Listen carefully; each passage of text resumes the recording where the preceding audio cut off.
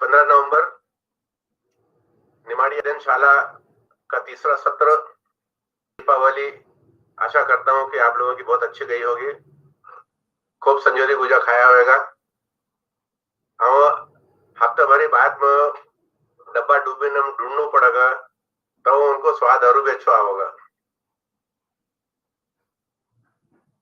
पिछले 2 पाठशाला ने को अपनो अच्छा अनुभव रहो। अब हम आज का तीसरे पाठ का सत्र प्रारंभ करते हैं। मैं अपनी स्क्रीन शेयर कर रहा हूं।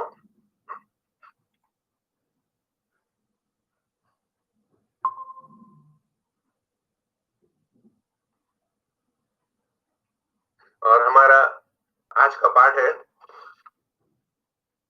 निमाड़ी की सानुनाशक ध्वनियां। सानुनाशक ध्वनियां ये हमारे लेखन में, हमारी वर्तनी में ध्वनि के अलावा ये बहुत महत्वपूर्ण होती है। ये सभी भाषाओं में होती है। हम वहीं से प्रयोग इसका होता है। हम इसके बारे में आज जानकारी प्राप्त करेंगे। भाषा कोई सी भी हो, ध्वनि हमारे मुंह से निकलती है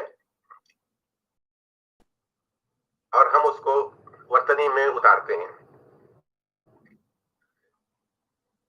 ध्वनि और वर्तनी के बीच में जो उसकी तालमेल है, उसकी समझ है, ये साहित्यकार के लिए एक बहुत महत्वपूर्ण दायित्व हो जाता है कि उसको किस तरह से निभाता है। प्राय ध्वनियां भाषा की तभी मुंह से उत्पन्न बाहर छोड़ते हैं तो वो वायु हमारे मुख के उच्चारण अवयवों से अलग अलग स्थान पर स्पर्श करती हैं और हमारे मुख की जो मुद्राएं, अंदर से जो उनकी स्थिति होती है, के लिए हमारे शरीर में मुंह और नाक 2 स्थान। जब हम बात करते हैं तो अधिक से अधिक वायु ध्वनियां कहलाती हैं। मौखिक ध्वनियां स्वर भी होती है, व्यंजन भी होती है, लेकिन जब नाक से भी वायु बाहर आती है, ये हमारी नासिक के हो जाती हैं। अब हम इन चीजों को आगे उदाहरण के साथ में पढ़ने। तो ये कोई मात्रा नहीं है, ये न स्वर है न व्यंजन है, और ये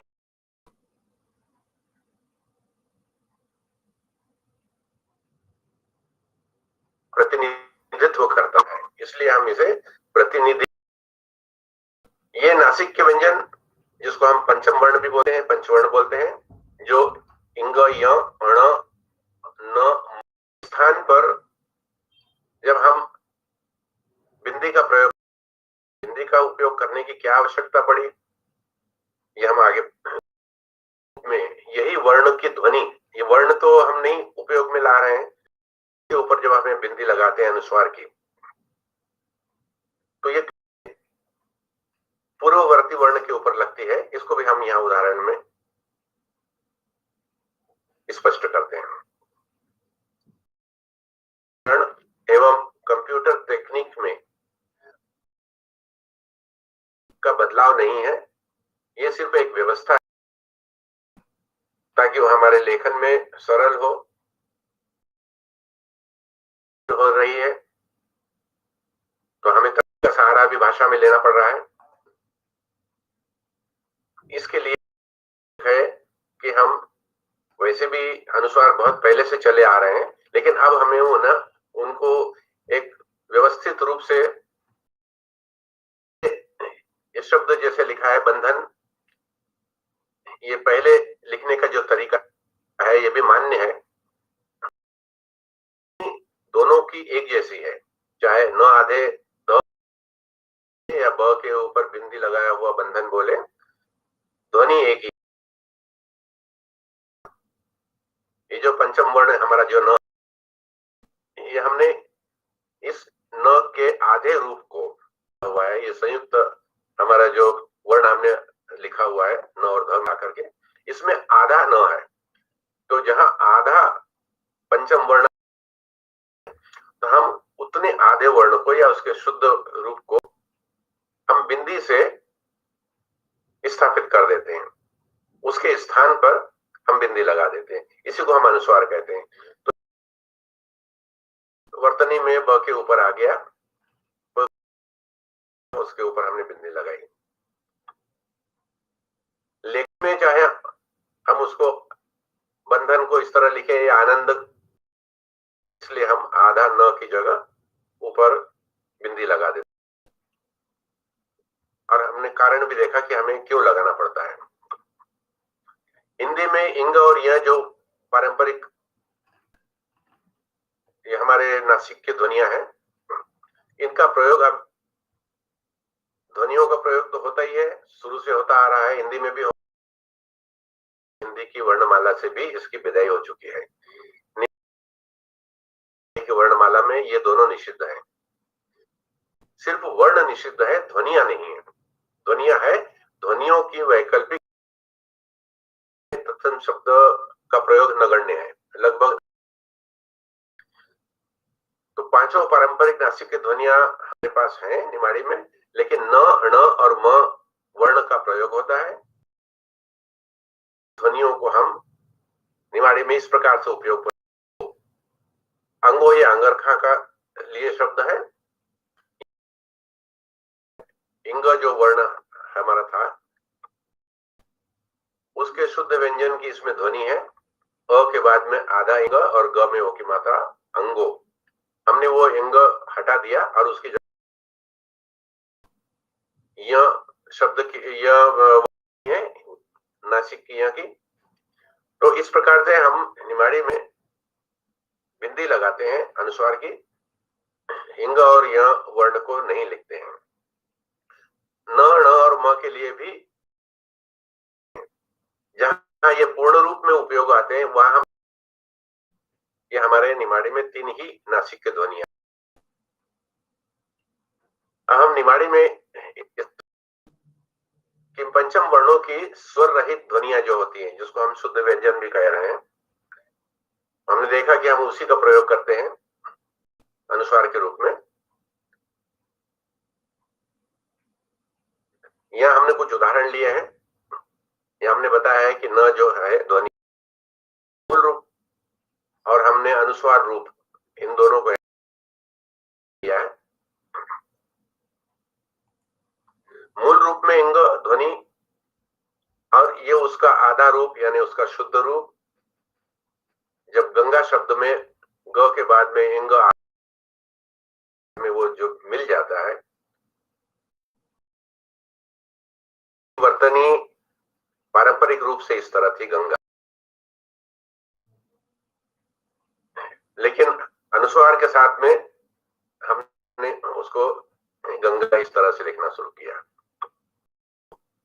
चंगो इस प्रकार के शब्द हैं जिसमें अंग का प्रयोग किया जा रहा है। यह का प्रयोग करके इसमें दो नासिक इंग और य, इसलिए यहां पर शब्द पे इसके साथ निमाड़ी में जो शब्द है संचरो, मंजन, इसी प्रकार से और म, इन ध्वनियों को निमाड़ी में घंटो और घंटी, आधे न का बंदर, कंदिल, चंदो, पग, इस प्रकार के। तो ये हमारे उदाहरण से ये स्पष्ट हो जाता है कि हम पंचम वर्ण को निमाड़ी में किस तरह से प्रयोग कर रहे हैं। अब इसके नियम भी कुछ इस प्रकार से हैं कि जब दो नासिक के ध्वनियां साथ साथ में होती है तो अनुस्वार का प्रयोग नहीं होता है। हिंदी में भी यह है, हमने यहाँ इनको विशेष रूप से इसलिए अंकित किया है कि लेखन में कभी कभी हम वर्ण लिख दिया जाए या ऊपर लगा दी, ये ध्वनियां द्वित्व में आती है, मतलब वही ध्वनि उसी ध्वनि में मिलती है। मम्माए, नन्नू, बन्नू, ये म, ये न, ये न, इनका द्वित्व हुआ है। यहां पर बिंदी लगा करके अनुस्वार के रूप में इसका नहीं करेंगे। ये शब्द है, ये यही बताते हैं कि ये हमें प्रयोग में नहीं। हमारे जो वर्ण है ये पंचमाक्षर से पहले हो तो अनुस्वार नहीं लगता है। जैसे इन वर्ण से पहले अगर यहां पर भी हमें इनको इनके मूल रूप में ही लिखना है। हम यहाँ न को हटा करके और इस तरह से ये पुण्यो जो लिखा है ये ऐसा नहीं लिखेंगे। देखा था कि एक तो वो ध्वनियां हैं जो मौखिक होती है, एक वो ध्वनियां हैं जो सानुनासिक है, यानी जिसमें नाक से भी ध्वनि निकलती है। तो सानुनासिक ध्वनियों में हमारे पास एक है अनुनासिकता। अनुनासिक आवश्यक इस तरह है कि अनुनासिक ध्वनि नहीं है, यह कोई वर्ण भी नहीं है, न कोई स्वर व्यंजन है। उसको एक विशेष रूप से अगर विचारित किया जाए तो हम बोलते हैं उसमें स्वर में अनुनासिकता है। मुंह से बहुत कम निकलती है, अनुनासिकता में उसका उल्टा है, मुंह से अधिक वायु निकलती है जब हम बातचीत करते हैं उस समय, और नाक से थोड़ी कम मात्रा में निकलती है, जरा अच्छा सुनाई देता है, कोमलता उसमें रहती है। लगा करके देखते हैं लेखन में इसको। यह तो हमने देखा था बिंदी लगती है अनुस्वार, इसमें एक ये चंद्रबिंदी तभी लगती है जब शिरोरेखा के ऊपर कोई मात्रा न हो। इस बात को हम आगे उदाहरण में देखेंगे। क्या हुआ, अल्यांग ये शब्द है, अल्यांग। अगर ये चंद्रबिंदी नहीं होती अल्याग हो जाता, और नाक से हमने इसकी आवाज थोड़ी सी निकाली है, अल्याग। छछुंदरी, छछुंदरी, मुंडल्यो, ये मुंडल्यो है, मुंडल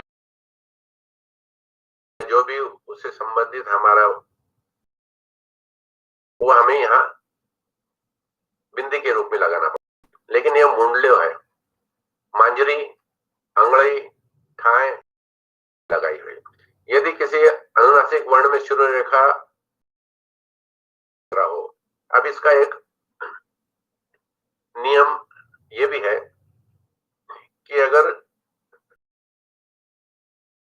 भी उदाहरण ये सब में ऊपर चंद्रबिंदी तभी लगी है जबकि शिरोरेखा के ऊपर उन शब्दों पर कोई भी अन्य मात्रा नहीं है।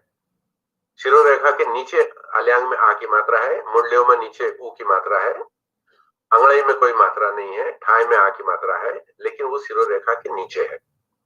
यदि मात्राएं शिरोरेखा के ऊपर होंगी तो वहां पर हम चंद्रबिंदु नहीं लगाएंगे। उसका कारण क्या है, और लिखना में भी अच्छा नहीं लगेगा और असुविधा होगी।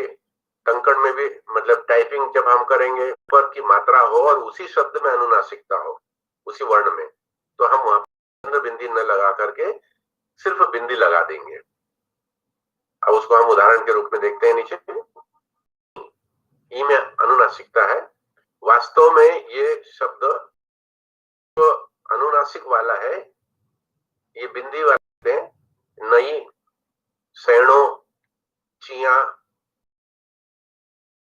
जो बिंदी लगी है वास्तव में ये अनुनासिकता है चाहिए। बिंगोटो, भीम भी ऊपर चंद्रबिंदी होना चाहिए। नींद, सौंदार, ये जितने भी लिखे हुए हैं ऊपर की मात्राओं के साथ, ई की मात्रा, ए की मात्रा, औ की मात्रा, यहाँ मात्रा, इन सब मात्राओं के साथ में जो बिंदियां लगी हुई है, यह अनुस्वार की बिंदी नहीं है, ये असली में चंद्र बिंदी है। लेकिन स्थान की कमी के कारण टंकण की सुविधा हो है, सिर्फ बिंदी बनाई है। अगर मैं यहां से बताना चाहूं तो आप इन पर गौर करें। असली में ये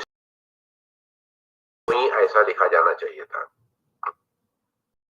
सैणो चिया ऊपर के जितने भी शब्द लिखे हैं, उन्हीं शब्दों वास्तविक इसकी जो ध्वनि है उसके हिसाब से इसकी यही होना चाहिए जो इसमें दी हुई है,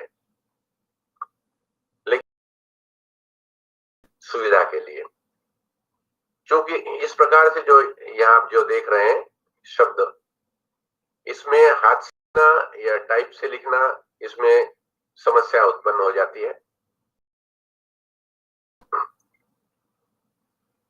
इसी बात को हमने यहाँ पर बताया हुआ है।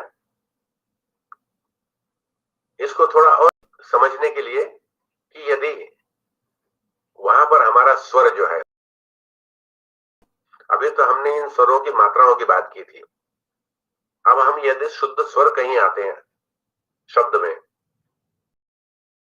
आई वहीं कहीं ये उंदरो, इनमें स्वर है अ, ई, उ, ए, अगर अनुनासिकता है, चूंकि स्वर है तो शुद्ध रूप में लिखा जाएगा। और कौन सा स्वर छोटा ही, तो उसमें फिर वही नियम ऊपर वाला लागू होगा और हम बिंदी लगाएंगे। यहाँ हम चंद्र बिंदी लगा रहे हैं। जो वर्तनी से संबंधित नियम और उसका तरीका है निमाड़ी। अब हमारी निमाड़ी भाषा की एक प्रकृति है, हर भाषा की बोलियों की, लोक भाषाओं की अपनी प्रकृति होती है। उसके हिसाब से कई ऐसे शब्द हैं, पारंपरिक शब्द जो परंपरा से चले आ रहे हैं हिंदी भाषा में, उनको जब हम निमाड़ी में लिखते हैं तो कुछ शब्दों में अनुनासिकता का लोप हो जाता है। अनुनासिकता का लोप होता है, इसका कोई कारण नहीं है, क्योंकि ये हमारी भाषा की बनावट है। उस अनुनासिकता को चंद्र बिंदी से, अगर वो अनुस्वार के रूप में आती है तो अनुस्वार नहीं लगाना है। तो कैसा हो जाएगा, आंच, आंच आना, जैसे आंच शब्द है, लेकिन निमाड़ी में जब हम लिखेंगे तो उसको आंच बोलते हैं, क्योंकि हम में दांत बोलते हैं, ऊंट को ऊंट बोलते हैं, कुमकू को कुकू बोलते हैं, हंसने को लिए हंसणु बोलते हैं, डांटने के लिए डांटणु बोलते हैं। ऐसे अनेक शब्द हैं निमाड़ी में है। तो ये हमको अपनी निमाड़ी की प्रकृति समझ करके ही इस प्रकार से हमें इन शब्द उतारना चाहिए। ये नहीं कि हिंदी में तो हंसना ही हमने यहाँ लिखा, डांटना को डांटना ही लिखा, ऊंट को ऊंट ही लिखा, तो इसलिए यहाँ पर चंद्रबिंदी थी तो हम भी चंद्रबिंदी लगा दे, ऐसा नहीं है। हमें क्या देखना है, ध्वनि के हिसाब से ही हमारी वर्तनी बनती है, कोई भी भाषा हो, हमें ध्वनि ऐसा लिखेंगे। अब यहाँ पर लेकिन कुछ शब्द ऐसे भी हैं निमाड़ी में जहां अनुनासिकता आरोपित है, सही में अनुनासिकता वहां पर होती नहीं है, लेकिन हम उसको समझ लेते हैं और वो हमें है तो बिंदी या चंद्र बिंदी लगा देते हैं वर्तनी में, तो उससे है तो हमारी वर्तनी अशुद्ध हो जाती है, अमानक हो। हम उसको उदाहरण से देखते हैं, यह आरोपित अनुनासिकता है। जब हम बोलते हैं तो हम नाव, नाव को नाव, खाणु को खाणु, अन का अन, ये जो हम बोल रहे हैं ये हमारी भाषा की ध्वनि नहीं है। तो वास्तव में न के ऊपर बिंदी वाला, लेकिन न शब्द ही जो है, ये आपने देखा होगा कि ये सब उन शब्दों के ऊपर लगी हुई हैं, आरोपित अनुनासिकता उन वर्ण के ऊपर आती है जो कि नासिक्य है। नासिक्य वर्ण वैसे भी नाक से बोले जाते हैं, न, अण, अ, म, ये वैसे भी नाक से बोले जाने वाले हैं, लेकिन लोक भाषा में जो हमारी स्वर लहरी है वो इसकी गूंज उत्पन्न भाषा के स्वर लहरी के हिसाब से, तो हम उसको अनुस्वार समझ बैठते हैं। ये गलती बहुत से लेखक कर लेते हैं, तो हमें ये ध्यान देना है कि ये नाव है, अणु जीवण के वजह से ऊ ऐसा आवाज आ रही है, क्योंकि नीचे ऊ की मात्रा भी है और न भी है, तो ये उच्चारण वास्तव में अणु है। इसी प्रकार से न एक एकाक्षरी शब्द है निमाड़ी में, इसके ऊपर भी बिंदी नहीं आनी चाहिए। म भी एकाक्षरी हमारा शब्द है, इसके ऊपर भी बिंदी नहीं आनी चाहिए। ये उदाहरण, इसको हमें अच्छी तरह से ध्यान में रखना पड़ेगा लिखते समय। इसमें ग के ऊपर आरोपित है, यहाँ पर गा के ऊपर नहीं आती है, क्योंकि गा हमारा यहाँ पर भविष्यकालीन प्रत्यय है। ये हमारी क्रिया के भविष्य काल को इंगित करता है। जावा हमारी क्रिया है और जावांगा भविष्यकालीन क्रिया हो गई, उसका प्रत्यय सिर्फ गा है। इसी प्रकार से मई, जव, अव, कभी कभी हम एक शब्द की अनुनासिकता को दूसरे शब्द के ऊपर समझ लेते हैं। एक कव, एक क के ऊपर अनुनासिक के ऊपर है। जब हम इनको बार बार मुंह से बोलेंगे और अपनी बात को सुनेंगे है, लेकिन वास्तव में ई के ऊपर है, ऊपर नहीं लिखना है। उसी तरह पनई, माथो, ये ऐसे शब्द हैं जहाँ की अनुनासिक। एक चीज हमने पाई है कि जहाँ अकार शब्द होते हैं, यानी वो शब्द जहाँ अ की ध्वनि होती है, वहां अनुस्वार का प्रयोग देखने को मिलता है। और आकार जो शब्द होते हैं जहाँ आ की मात्रा की ध्वनि आती है, वहां अनुनासिकता का प्रयोग हो जाता है। ये हिंदी में भी होता है। संज्ञा स के ऊपर है तो एक बिंदी है, और सा के ऊपर है तो अनुनासिकता है, चंद्र बिंदी है। संज्ञा सांजो, डंडी डांड, डंगर डांगरो, गंगो कांगण।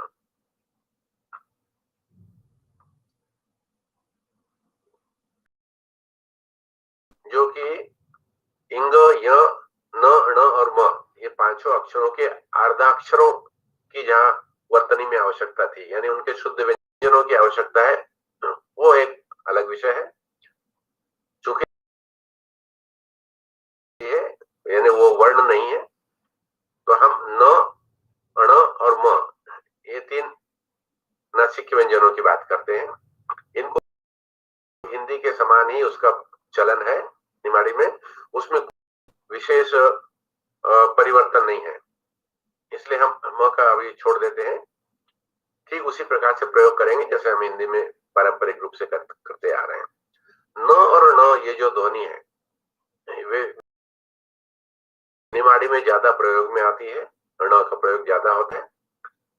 और ये दोनों इस प्रकार से हैं जैसे घर में दो बालक अगर जुड़वा है, और वो जिसको हम आइडेंटिकल ट्विन बोलते हैं, जो एक जैसे सूरत शक्ल के हैं, तो कभी कभी माता पिता को भी भ्रम हो जाता है। तो क्या करते हैं, कभी कभी दोनों बच्चों को अलग अलग रंग के डिजाइन के कपड़े पहना देती हैं एक साथ। उनको पता है कि लाल रंग का पहना है तो राम है, और नीले रंग का पहना है तो ये श्याम। बालक जो है वो शैतान है, आते हैं तो श्याम का शर्ट राम पहन लेता है, राम का शर्ट श्याम पहन लेता है, ताकि वो एक भ्रम में रहे कि ये न है। यानी एक दूसरे के घर में जाके घुस जाते हैं और एक दूसरे को अपने घर से हटा देते हैं। दूसरे शब्दों में स्पष्ट रूप से कहें कि न की जगह पर न का प्रयोग हो जाता है, और न की जगह न का प्रयोग हो जाता है। कुछ कुछ जगहों पर न की जगह न आता है।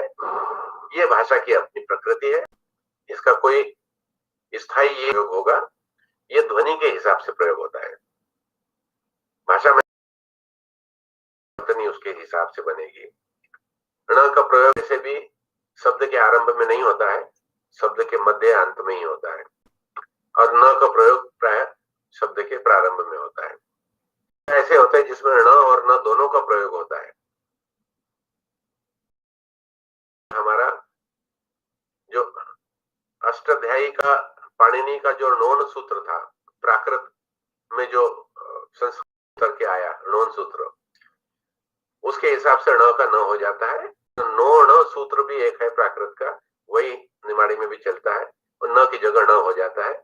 इन चीजों को हम उदाहरण से अच्छी तरह समझ पाएंगे। णकार युक्त के यहाँ जहाँ ण, ये पारंपरिक शब्द है जहाँ ण का प्रयोग होना चाहिए, निमाड़ी में वहां पर न का प्रयोग हो रहा है। ये हमने कुछ यहाँ पर उदाहरण दिए, जैसे पूर्णिमा। पूर्णिमा को निमाड़ी में हम पुण्यो बोलते हैं, ण की जगह न आ गया। पुण्य पुन, विष्णु विष्णु, कृष्ण किशन, स्वर्ण का सुन्नु, इस प्रकार से न की जगह न शब्द का प्रयोग निमाड़ी में हो जाता है, कुछ शब्दों में होता है, लेकिन यही नहीं है। न की जगह भी ण का नोन सूत्र के हिसाब से, न की जगह ण का प्रयोग के बहुत सारे उदाहरण है। जाना एक क्रिया है, निमाड़ी में हम उसको जानो कहते हैं, जानो भी कहते हैं, जानू भी कहते हैं। उकारांत प्राय होते हैं निमाड़ी में शब्द, लेकिन कुछ अन्य भाषाओं के, निकटवर्ती भाषाओं के प्रभाव से, कुछ आदिवासी भाषाओं के प्रभाव से ओकारांत शब्द उकारांत भी बन जाते हैं निमाड़ी में। और ये दोनों ही रूप प्रचलित है और दोनों ही मानक है, दोनों ही वर्तनी सही है। ध्वनिया इनके अलग अलग है, अर्थ इनके एक ही है। जाना का जानो और जानो, पढ़ना, सुलाना, धोना, जिमणो जिमाणु, वैणो वैणु, कुछ शब्दों का यहाँ क्रम बनाया हुआ है। लेकिन यहाँ विशेष रूप से जो लेखक हैं उनको है कि जानो जानू है तो दोनों ही क्रिया, दोनों ही मान्य है, कोई भी रूप लिख सकते हैं, ध्वनियां अलग अलग हो तो भी एक ही मतलब होता है।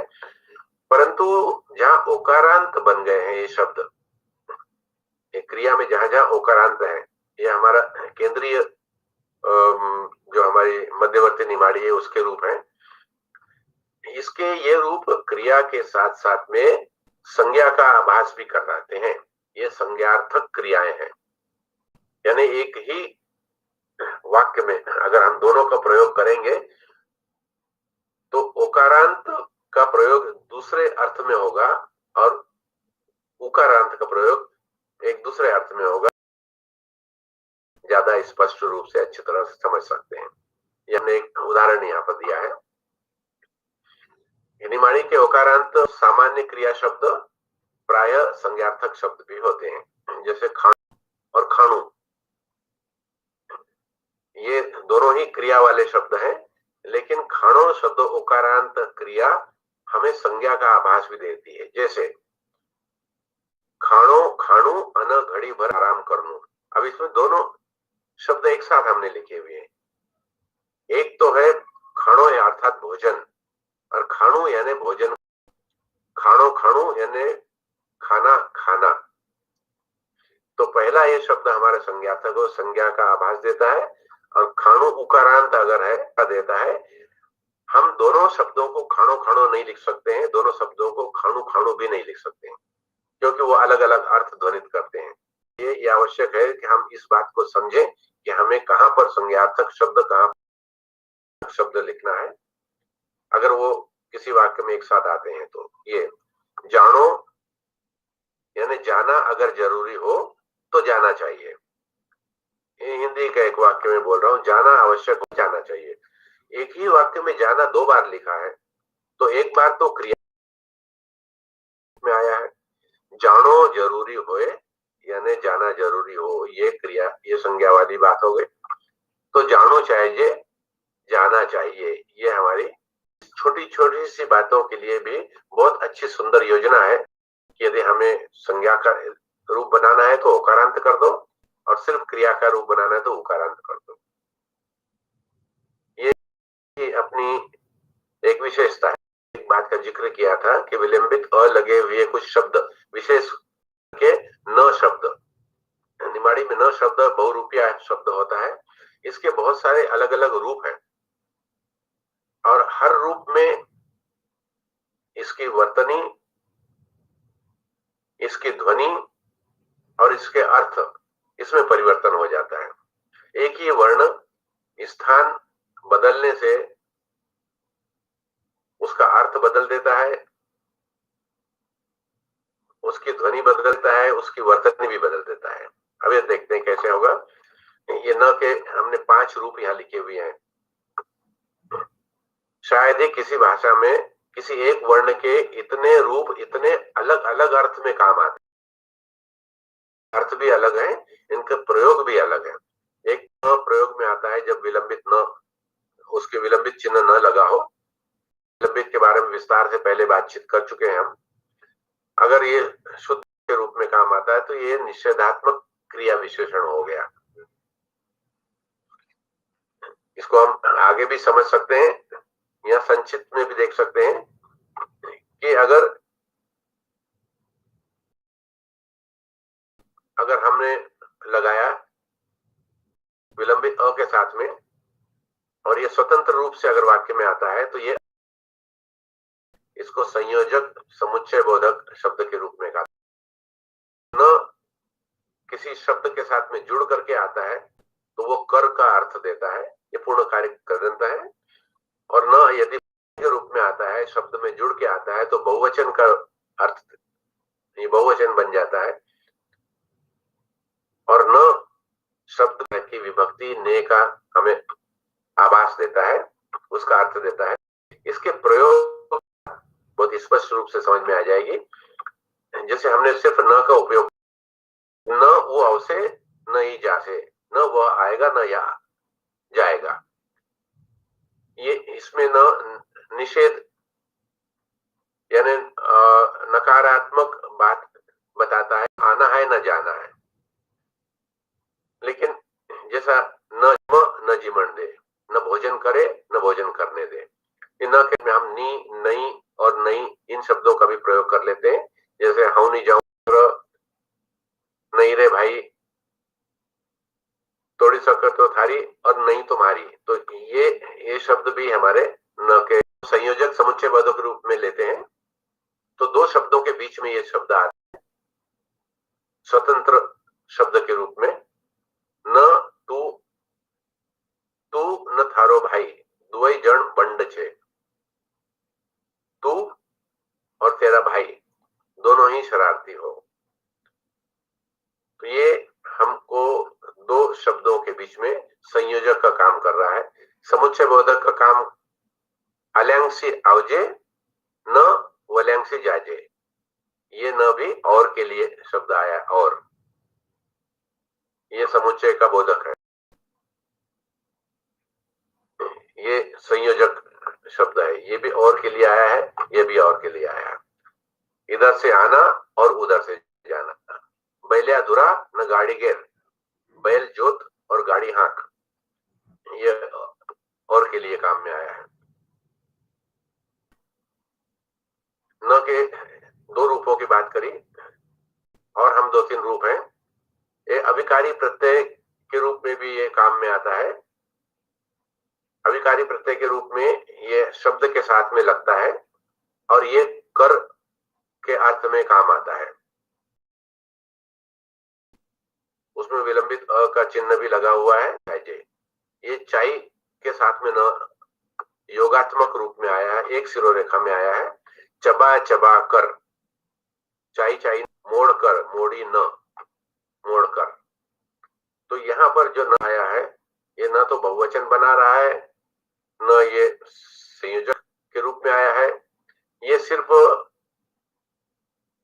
पूर्व की क्रिया के साथ में न आता है, यानी एक कर का हमें अर्थ देता है। इसका एक और रूप है और वो है, अगर किसी शब्द के साथ में ये विलंबित रेखा में मिलकर के आता है तो वो शब्द का बहुवचन बना देता है। जैसा परात्न, परात और परात्न खाली बहुवचन बन गया, लेकिन एक साथ लिखना पड़ेगा। हम उसको अलग तो उसका अर्थ अलग हो जाएगा, वो हम अगले क्रम में देखेंगे। तो ये बहुवचन होता है। अगर हम इसको साथ में न लिख करके अलग कर देते हैं तो ये कर्ता कारक की विभक्ति बन जाता है। यही वर्ण मन काई करयोज, मन ये म के साथ में न मिल गया है। ये म हमारा सर्वनाम है, तो मन यानी मैंने मिला तो इसने कर्ता कारक की विभक्ति का रूप ले लिया। मन काई करयोज, मैंने क्या किया है। तुम न फूल तोड़िया, ये जो कर्ता कारक की विभक्ति है हिंदी में, वो निमाड़ी में न हो जाती है। माड़ा न देखो जुड़ करके आया है। ये चूंकि हमारा संज्ञा शब्द है माली, इसलिए ये अलग से आया है, लेकिन इसका सर्वनाम के साथ में मिल करके आती है और होता है। इस प्रकार से हम देख रहे हैं कि हमने आज अनुनासिकता और नासिक वर्ण, इन सब चीजों के बारे में हमने